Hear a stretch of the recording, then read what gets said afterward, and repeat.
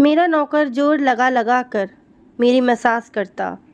उसको पैसे देती तो कहता, रहने दीजिए मालकिन, पैसे तो मैं रात को ले लूँगा।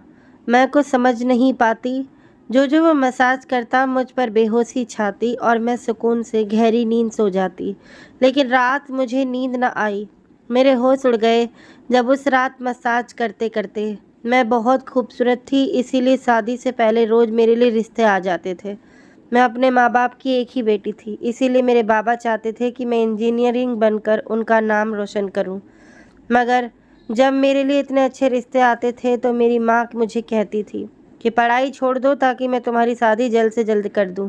मगर मैं अपनी माँ से कहती थी कि मैं तो इंजीनियर बनना चाहती हूँ। मगर यह सुनकर मेरी माँ को गुस्सा आ जाता था और वो कहती थी कि तुम अभी शादी कर लो, ये इंजीनियरिंग बाद में कर लेना। मगर मेरे बाबा नहीं मानते थे, इसीलिए मेरी माँ एकदम एक बूढ़े बाबा के पास गई और उनसे कहा कि मैं अपनी बेटी की शादी करना चाहती हूँ, मगर इसके बाबा नहीं मान रहे। कोई ऐसा टोटका बताएं जिससे इसके बाबा शादी के लिए फ़ौरन राज़ी हो जाएं। उस बूढ़े बाबा ने मेरी माँ से 10,000 लिए और ऐसा टोटका बताया कि मेरे बाबा मेरी शादी के लिए फ़ौरन मान गए। यह रिश्ता मेरे बाबा के दोस्त के बेटे के लिए मांगा था और कहा था कि आपकी बेटी शादी के बाद इंजीनियर बन सकती है। यह सुनकर मेरे बाबा ने शादी के लिए फ़ौरन हाँ कह दी और मैं विदा होकर अपने ससुराल आ गई। मेरे ससुराल वाले बहुत अमीर थे, इसीलिए मैं और मेरे पति अलग घर में रहते थे। मेरे पति अपने बाबा का बिजनेस संभालते थे, इसलिए वो सुबह से शाम तक बिजी रहते थे। मैं उनके घर गई तो यहाँ ऐशो आराम देखकर मैं हैरान रह गई। मेरे पति ने मेरी सेवा के लिए कई कई नौकरानियाँ रखी हुई थी, मगर इसका एक नौकर धीरे धीरे मेरे करीब आने लगा। इस नौकर ने मुझसे कहा कि मैं यहाँ काफ़ी सालों से काम कर रहा हूँ और आपके ससुराल वाले मुझे बिल्कुल घर का मेंबर समझते हैं। यह सुनकर मैं भी इस खास अहमियत देना शुरू कर दी। वो एक दिन मेरे कमरे में आ गया तो मैं अभी तक बिस्तर में सो रही थी। उसने मुझे थका थका देखा तो कहने लगा, आप लेटे लेटे थक गई होगी, अगर आपको बुरा ना लगे तो मैं आपके पैर दबा दूं। यह सुनकर मैं चौंक गई। मैं खूबसूरत थी, जवान थी, लेकिन मुझे मेरे पति के अलावा किसी आदमी ने नहीं छुआ था और ना ही मैं किसी नौकर से कभी पैर दबाई थी। इसीलिए मैंने फ़ौरन मना कर दिया, नहीं, मुझे अच्छा नहीं लगता कि कोई गैर आदमी मुझे छुए। यह सुनकर वो चुप हो गया और मेरे कमरे से चला गया। तभी मुझे एहसास हुआ कि मैं इसकी बात का जवाब बहुत गुस्से से दिया था। शायद वो पहले भी मेरे ससुराल वालों के ऐसे काम करता हो, मगर मैंने साफ मना करके इसका दिल तोड़ दिया था। दरअसल मैं बहुत ही नाजुक मिजाज की थी और बहुत अच्छे दिल की थी, इसीलिए मुझे बाद में अफसोस होने लगा। मैं इसके बारे में सोचने लगी कि नौकर तो काफ़ी जवान और खूबसूरत है, मुझे इस पर नहीं चिल्लाना चाहिए था। शायद मेरे पति को यह बात अच्छी ना लगे। अगले दिन भी ऐसे ही हुआ। नौकर ने यही बात मुझे दोबारा दोहराई। मैं इस दिन बहुत थकी हुई थी, इसीलिए मैंने अपने पैर बिस्तर से नीचे कर लिए और उससे कहा कि तुम मेरे पैर दबा दो। यह सुनकर वो खुश हो गया और उसने मेरे पैर दबाने शुरू कर दिए। वो इतने हल्के हल्के पैर दबा रहा था कि मुझे फिर से नींद आने लगी है। यह देखकर वो नौकर कहने लगा, मालकिन आपको नींद आ रही है, आप बिस्तर पर लेट जाओ, मैं आपके पैर दबाता रहूँगा। मैं नींद में थी, इसीलिए फ़ौरन बिस्तर पर लेट गई। वो नौकर बिस्तर पर आ गया और मेरे पैर दबाने लगा। उसके बाद मुझे होश नहीं रहा और मैं सो गई। मुझे नहीं पता था कि मैं इतने घंटे सोई। मेरी आँख खुली तो मैंने देखा कि वो नौकर अभी तक मेरे पैर दबा रहा था। यह देखकर मुझे इस पर तरस आ गया और मैं हाथ बढ़ाकर अपने पर्स को खोला और कुछ नोट निकाले और नौकर के हाथ में रख दिए। यह देखकर वो शर्माने लगा, मालकिन आप मुझे पैसे देकर शर्मिंदा कर रही हैं, मेरी सैलरी अच्छी खासी है, मुझे इन पैसों की ज़रूरत नहीं है। यह सुनकर मैं उससे कहा, यह पैसे तुम्हारी मेहनत की कमाई है। यह सुनकर इस नौकर ने मुझे वो पैसे ले लिए और मेरे कमरे से निकल गया। मेरा पति रात को देर से आता था, इसीलिए मैं शाम को फिर से इस नौकर को अपने कमरे में बुलाई और उससे कहा कि तुम्हारी मालिश से मुझे बहुत अच्छी नींद आती है, इसीलिए जब तक मेरा पति घर नहीं आ जाता तब तक तुम मेरे कमरे में ही रहना। शायद ही नौकर को पैसे का लालच आ गया था, इसीलिए वो मेरी बात सुनकर खुश हो जाता और कहने लगता, मैं तो आपका मामूली सा नौकर हूँ, इसीलिए बेझिझक होकर आपके पैर दबा देता हूँ ताकि आपकी थकान उतर जाए और आपको सुकून मिल जाए। यह सुनकर मैंने उससे कहा कि तुम्हारे हाथों में तो जादू है, इसीलिए तो मेरी सारी थकान उतर जाती है। एक दिन नौकर ने मुझसे कहा कि आपकी सास भी कभी कभी मुझसे मसाज करवाती थी। यह सुनकर मैं चौंक गई। मुझे मेरी सास ऐसी नहीं लगती थी, मगर वो नौकर झूठ बोलने वाला नहीं लगता था। मुझे ससुराल आए हुए 1 महीना होने वाला था, इसीलिए मैंने नौकर को परख लिया था। वो मुझे हर बात सच ही कहता था। मेरे घर में नौकरानी भी काम करती थी, मगर वो झूठी और बेईमान किस्म की थी। वो मुझसे जो बात सुन लेती थी उसे पूरे मोहल्ले में पिरो देती थी, इसीलिए मैं उन्हें अपने कमरे में नहीं आने देती थी। यह नौकर इस घर का पुराना नौकर था, इसलिए मैं इस पर विश्वास करती थी। नौकर भी मेरे कमरे में आता था, मगर अपनी नज़रें झुकाकर रखता था। वो मेरे जिस्म को हाथ लगाता, मगर उसकी नीयत साफ थी। ऐसा हर रात होता था। एक दिन मैंने अपने पति से कहा कि जब से हमारी शादी हुई है हम कहीं घूमने नहीं गए हैं। यह सुनकर मेरे पति ने कहा कि जब से हमारी शादी हुई है तुम भी तो हर वक्त नींद में रहती हो। मैं रात को भी घर आता हूँ तो तुम गहरी नींद में होती हो। दिन को मेरे पास वक्त नहीं होता और रात को मेरे घर आने से पहले ही तुम सो जाती हो। यह सुनकर मैं अपने दिल में सोचने लगी कि यह सब नौकर की मालिश की वजह से तो नहीं हो रहा। मेरे पति की शिकायत सही थी। मुझे रोज़ रात को अपने पति के लिए जगना चाहिए था। इस दिन मैंने सोच लिया था कि आज रात जब नौकर मुझे मालिश के लिए आएगा तो मैं साफ मना कर दूंगी, ताकि मुझे नींद ना आए और मैं अपने पति के आने तक जागती रहूं। शाम हुई तो मैं नहाकर खुद को अच्छे से तैयार किया और दुल्हन बनकर बिस्तर पर बैठ गई। नौकर मेरे कमरे में आया तो उसने मुझे मालिश के लिए पूछा, मगर मैंने साफ इनकार कर दिया। मेरी बात सुनकर उदास हो गया और वापस चला गया। क्या कुछ देर बाद नौकर मेरे कमरे में आया तो उसके हाथ में दूध का गिलास था। मैंने खाना नहीं खाया था, इसीलिए फ़ौरन दूध पी लिया और अपने पति का इंतज़ार करने लगी, मगर मुझे नींद नहीं आई और मैं सो गई। सुबह जागी तो नौकर फ़ौरन मेरे कमरे में आया और कहने लगा, मालकिन आपके लिए नाश्ता लेकर आया हूँ। यह सुनकर मैं अपने पति के बिस्तर की तरफ देखी, वो खाली था। यह देखकर नौकर कहने लगा, मालिक को ज़रूरी काम था, वो नाश्ता करके चले गए। यह सुनकर मेरा मूड ख़राब हो गया। मैं रात भर इस चीज़ का इंतज़ार करती रही, मगर वो सुबह होते ही ऑफिस चले गए। मैंने नौकर से कहा कि मेरे लिए चाय ले आओ। नौकर कमरे से बाहर निकल गया। तभी मैंने अपने जिस्म की तरफ देखा तो चौंक गई। रात को मैं दुल्हन का लिबास पहना हुआ था, मगर अब मेरे जिस्म पर वो कपड़े नहीं थे। मैंने अभी जेवर पहने हुए थे। मेरा सर भारी होने लगा था। मुझे यह सोचकर चक्कर आने लगे थे कि रात मेरे साथ क्या हुआ था और मेरे कमरे में कौन था, उसने मेरे साथ क्या किया था, मगर मुझे कुछ याद न आया। मेरा दिल घबराने लगा और मैंने अपना सर पकड़ लिया। मेरा पूरा बदन दर्द कर रहा था, इसीलिए नौकर चाय लेकर आया तो मैंने उससे कहा कि मेरा बदन दबा दो। यह सुनकर बिस्तर पर आ गया और मुझे दबाने लगा। इस दिन मैं देर तक बिस्तर पर पड़ी रही। इस दिन मेरा पति अचानक घर आ गया। मैंने उसे देखा तो उस पर बरस पड़ी। मैं रात को तुम्हारे दिल में यह दुल्हन बनकर जागती रही, मगर तुम नहीं आए। यह सुनकर मेरा पति कहने लगा, लेकिन मैं रात को कमरे में आया तो था, तुम गहरी नींद में थी, इसीलिए मैंने तुम्हें नहीं जगाया। यह सुनकर मैं चौंक गई। मगर मेरे कपड़े किसने बदले और नींद पूरी होने के बाद मेरा जिस्म क्यों दर्द से दुख रहा था? मैं उलझ गई। तभी मेरा पति कहने लगा, अच्छा ठीक है, मूड ख़राब करने की ज़रूरत नहीं है। मुझे आज रात को भी एक काम के सिलसिले में जाना है, इसलिए देर हो जाएगी, मगर अभी मेरे पास 3-4 घंटे खाली है। अगर तुम चाहो तो हम अभी कहीं बाहर जा सकते हैं। यह सुनकर मेरा मूड खुद ब खुद ठीक हो गया और मैं सारी बातों को भूलकर खुश हो गई। शादी के बाद यह पहला मौका था कि मैं अपने पति के साथ कहीं बाहर जा रही थी। मैं जल्दी जल्दी तैयार होने लगी, जबकि मेरा पति गाड़ी में बैठकर मेरा इंतज़ार करने लगा। इस वक्त वह नौकर मेरे कमरे में आ गया और मुझसे पूछा, मालकिन आप कहीं जा रही हैं क्या? यह सुनकर मैंने उससे कहा कि हाँ, मगर तुम क्यों पूछ रहे हो?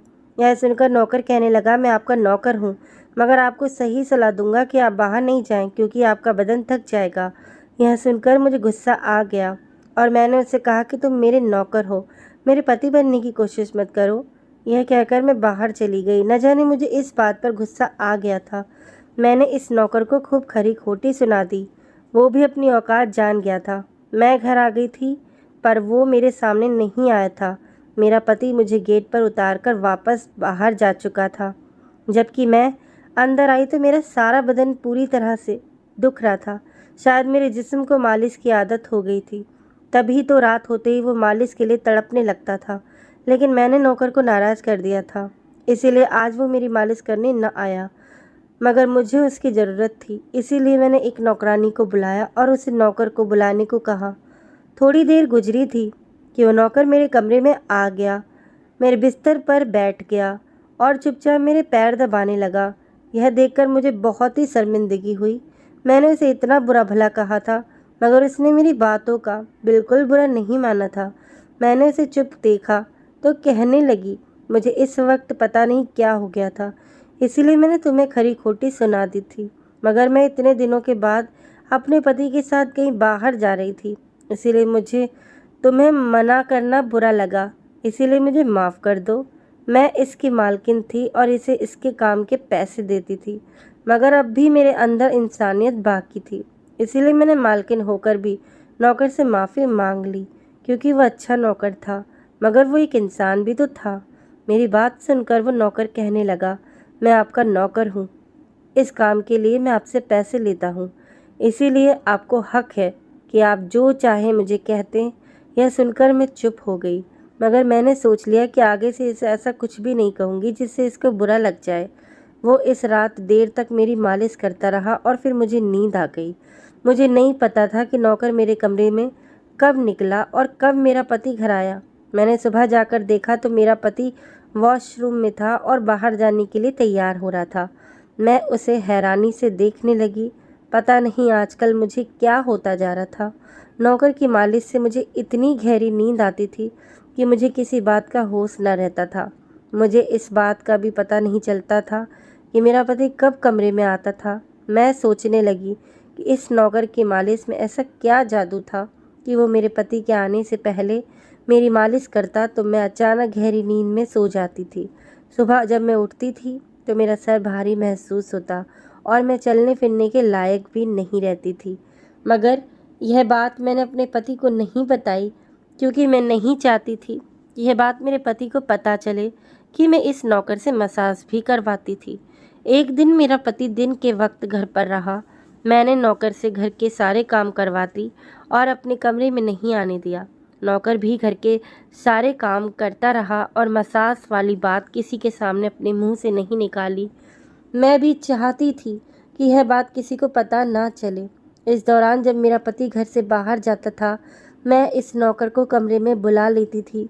मगर एक दिन मेरा पति अचानक से घर आ गया और मैं कमरे में थी। यह सुनकर मैं बहुत घबरा गई और सोचा कि पति के आने से पहले ही नौकर से कह दूं कि वो बाहर चला जाए, मगर यह नौकर वाकई होशियार था। मेरे पति के आने से पहले ही दूसरे कामों पर लग गया और मेरे पति को कुछ भी पता नहीं चलने दिया। मैं मसाज घर की नौकरानी से भी करवा सकती थी, मगर इस नौकर के हाथों में क्या जादू था कि मैं इसे हर रोज़ अपने कमरे में बुला लेती थी। मुझे पता नहीं था क्या होता जा रहा था। जिस रात मैं नौकर से मसाज नहीं करवाती थी, उस रात मेरे पूरे जिस्म से दर्द हो जाता था। सुबह जागती थी तो मेरा सर भारी हो जाता था और मुझे थकान हो जाती थी। एक रात मैंने नौकर से मालिश करवाई और गहरी नींद सो गई। सुबह मेरी आँख खुली तो फिर से मेरे कपड़े बदले हुए थे। यह क्या था? ऐसा कौन करता था? मेरा पति मेरे साथ ऐसा कर रहा था या कोई और? मैं सोच सोच कर परेशान थी। मैं शीशे के सामने अपने आप को देखकर चौंक सी जाती थी। मेरे पूरे बदन पर लाल निशान पड़े रहते थे। ये कैसे निशान थे जो मेरे जिस्म पर थे? मैं अपने बदन पर हाथ फेरने लगी। मैं जैसे निशानों को मिटाना चाहती थी, मगर ऐसा ना होता। अगले दिन फिर मैं अपने बदन को देखा तो यह निशान ख़त्म होने के बजाय और फैलने लगे थे। मैं घबरा गई। तभी मेरे कमरे में नौकर आ गया और इसीलिए मुझे मालिश का कहा। मैं उससे यह निशान छुपाना चाहती थी, इसीलिए इसे कहा कि आज तुम सिर्फ मेरे पैर दबा दो। उसने मुझे कुछ नहीं पूछा, मगर मैं अंदर ही अंदर डर रही थी। किसी दिन मेरे पति ने निशान देख लिए तो मैं उसे क्या जवाब दूंगी, यह सोच सोच कर थक चुकी थी। इसीलिए मैंने तकिए पर सर रख दिया और नौकर मेरा मसाज करने लगा। मेरी आंखें नींद से बंद होने लगी। तभी नौकर ने ऐसी बात कह दी जिसे सुनकर मेरे होश उड़ गए। उसने मुझसे कहा, मालकिन आप मुझे बहुत अच्छी लगती हैं। मेरी आंखें नींद में थी। मुझे उसकी बात भी कुछ समझ नहीं आई और फिर मैं गहरी नींद सो गई। सुबह मेरी आँख खुली तो मेरा पति अभी बिस्तर में लेटा हुआ था। मेरा सर भारी हो रहा था और बदन दर्द से टूट रहा था, मगर इसके बावजूद मैं अपने पति के करीब आई और उसे धीरे से उन निशानों के बारे में बता दिया। मैंने सोचा कि निशान बढ़ रहे थे, इसीलिए मुझे यह बात अपने पति को बता देनी चाहिए। यह सुनकर मेरे पति ने मेरे बदन से कपड़ा हटाया तो वो उछल पड़ा। वो मुझसे दूर हो गया और कहने लगा, तुमने मुझे धोखा दिया है, बेवफाई की है और तुम्हें इसकी सज़ा मिलनी चाहिए। यह कोई बीमारी नहीं बल्कि तुम्हारा पाप है। मुझ में क्या कमी थी जो तुमने दूसरा आदमी तलाश कर लिया? मैं काम में बिजी था, मर तो नहीं गया था कि तुमने एक और चक्कर चला लिया। यह सुनकर मैं हैरान रह गई थी। मैंने उससे कहा कि आप कैसी बातें कर रहे हैं? मैं बेकसूर हूँ। अगर मैं ऐसी होती तो मैं आपको निशानों के बारे में कभी ना बताती। मगर मेरा पति हंसने लगा और कहा कि यह निशान ही तो बता रहे हैं कि तुम गुनहगार हो, इसीलिए मेरे घर से निकल जाओ, मैं तुम्हें तलाक के पेपर भेज दूंगा। उसने मुझे धक्के मार मार कर घर से बाहर निकाल दिया। मैं रोते हुए अपने बाबा के घर आ गई और उन्हें अपनी बेगुनाही का यकीन दिलाया। वो मेरे अपने थे, इसीलिए उन्होंने भरोसा कर लिया। उन्होंने कहा कि वो मेरे पति से बात करने जाएंगे, मगर उनके जाने से पहले तलाक के पेपर्स आ गए थे और मेरी हंसती मुस्कुराती दुनिया उजड़ गई। मैं इसका जिम्मेदार किसे ठहराती? कोई भी तो नहीं था। मैं कई दिन तक रोती रही और मैंने बिस्तर पकड़ लिया। मुझे ऐसा लगने लगा था जैसे मैं मरने वाली थी। एक दिन मेरी माँ मेरे कमरे में आई और कहने लगी कि तुमसे कोई मिलने आया है। बाहर गई, शायद मेरा पति आया हो। इसे मेरी बेगुनाही का एहसास हो गया हो, मगर वहाँ मेरा पति नहीं था, बल्कि वही नौकर था जिसके साथ घर में काम करता था। मैंने इससे आने की वजह पूछी तो वो कहने लगा, मैं आपकी उन निशानों के बारे में जानता हूँ। यह सुनकर मैं चौंक गई और यह भी कि क्यों हुए थे। यह सुनकर मैं खड़ी हो गई और उसकी शर्ट का बटन एक झटके से खोल दिया। मुझे समझ आया कि मेरे पति ने मुझ पर इतने गंदे इल्ज़ाम क्यों लगाए थे। मैं नौकर के सीने पर मारना शुरू कर दिया। यह मेरे जिस्म पर कैसे आ गए हैं? तुमने मसाज के बहाने मेरे साथ क्या किया था? मुझे सच सच बताओ। यह सुनकर नौकर ने मेरे दोनों हाथ पकड़ लिए और कहने लगा, मेरा नाम अमन है और मैं तुम्हारे साथ यूनिवर्सिटी में पढ़ता था, मगर मुझे तुमसे प्यार हो गया था। मैं भी इंजीनियर बनना चाहता था और मैंने सोचा था कि जब हम दोनों इंजीनियर बन जाएंगे तो मैं तुम्हारे बाबा से तुम्हारा हाथ मांग लूँगा। मगर एक दिन तुम्हारी सहेली से मुझे मालूम हुआ कि तुम्हारी माँ तुम्हारी शादी जल्द करना चाहती है, इसीलिए मैं डर कर तुम्हारे घर रिश्ता भेज दिया। मगर तुम्हारे बाबा ने इनकार कर दिया और कहा कि मैं अपनी बेटी की शादी तब तक करूँगा तब तक वो इंजीनियर बन जाएगी। इसीलिए मैं सुकून से होकर अपनी पढ़ाई करने लगा। मुझे एक हफ्ते के लिए अपने एक अर्जन के शादी के लिए शहर से बाहर जाना पड़ा, तभी तुम्हारी शादी हो गई। वो यह सब मुझसे कह रहा था और मैं बेचैनी से इसे देख रही थी। मैं वापस आया तो मेरी मोहब्बत किसी और की दुल्हन बन चुकी थी और मैं प्यार और दीवानगी में तुम्हारे घर का नौकर बन गया था कि मैं तुम्हारे पास रह सकूं। मैं तुम्हारे पास रहना चाहता था, इसीलिए मसाज के बहाने तुम्हारे कमरे में आ जाता और रात को तुम्हारे दूध में बेहोशी की दवा डाल देता ताकि तुम सोती रहो और तुम्हारा पति तुम्हारे पास न आ सके। क्योंकि तुम मेरी थी, मैं तुम्हें किसी और के पास नहीं देख सकता था। यह सुनकर मैं हक्का बक्का रह गई। क्या तुमने मेरे साथ कभी कुछ गलत किया है? यह सुनकर उसने मेरा हाथ अपने सर पर रख लिया और कहा, मैं तुमसे प्यार करता था, इसीलिए तुम्हारी परमिशन के बगैर मैं तुम्हारे साथ कुछ नहीं करना चाहता था। यह सुनकर मैं निशानों की तरफ इशारा किया जो हम दोनों के जिस्म के ऊपर थे। यह सुनकर वो हंसता और कहा कि यह सिर्फ इन्फेक्शन है, मैं तुम्हारे दूध में एक और एलर्जी की दवाई मिला रहा था। यह मैंने इसीलिए किया था कि तुम्हारे पति को हम दोनों पर शक हो जाए। यह कहकर उसने मुझसे माफ़ी मांग ली और मैं पूरे 1 साल उसे सज़ा देने के बाद माफ़ कर दी और फिर उसके साथ शादी कर ली। धन्यवाद दोस्तों।